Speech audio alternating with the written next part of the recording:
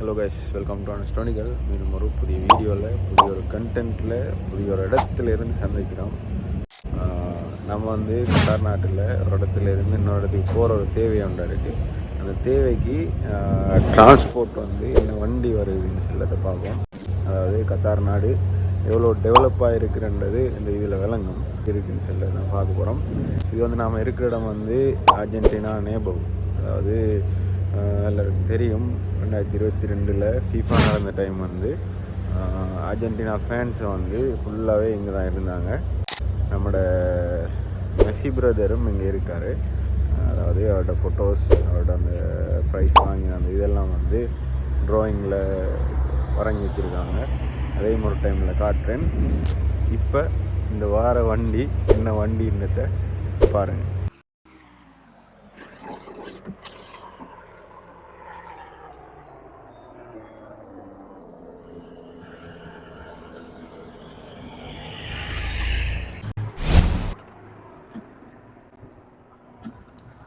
கட்டாரை பொறுத்தவரையில் எல்லாமே டெவலப் ஆகிட்டு போயிருக்க டைமில் நாம் விஐபி லைசன்ஸ் அப்ளை பண்ணின காரணத்தால் நமக்கு செப்பரேட் வண்டி அனுப்பினாங்க.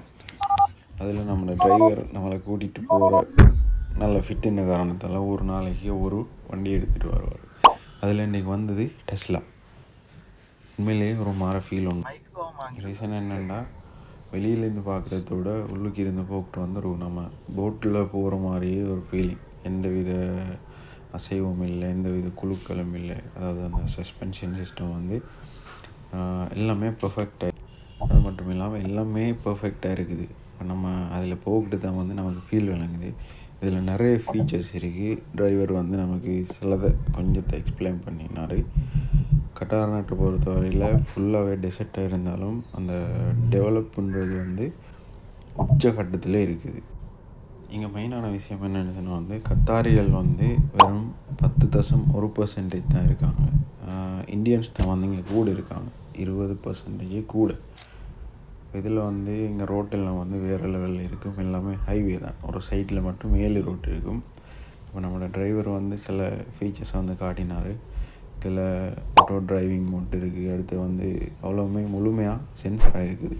அப்படின்னு சொன்னால், இப்போ நம்ம ரோட்டில் போய்த்திட்டு இருக்கும்போது முன்னுக்கு ஒரு வெஹிக்கல் போகுதுன்னு சொன்னால், வாகனம் ஒன்று போகுதுன்னு சொன்னால், அதில் வந்து இந்த டிஸ்டன்ஸை மெஷர் பண்ணி ஆட்டோ பிரேக்கிங் சிஸ்டம் எல்லாம் இருக்குது. அடுத்து வந்து அதுவாகவே பிரேக் அடிக்கும். அடுத்தது வந்து இந்த ஆட்டோ டிரைவிங் மட்டும் வந்து நமக்கு செட் பண்ணிக்கலாம். அடுத்தது வந்து இந்த மாதிரி ஏகப்பட்ட ஒரு நிறைய ஃபீச்சர்ஸை கொண்ட கார்.